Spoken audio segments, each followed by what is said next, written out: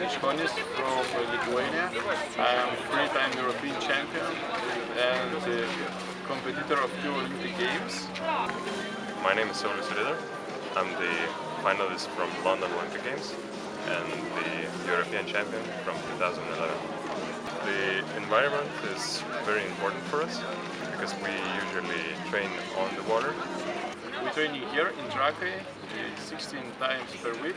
We dehydrate a lot, so we need to drink a lot to keep ourselves strong. We drink water from plastic bottles and we recycle them.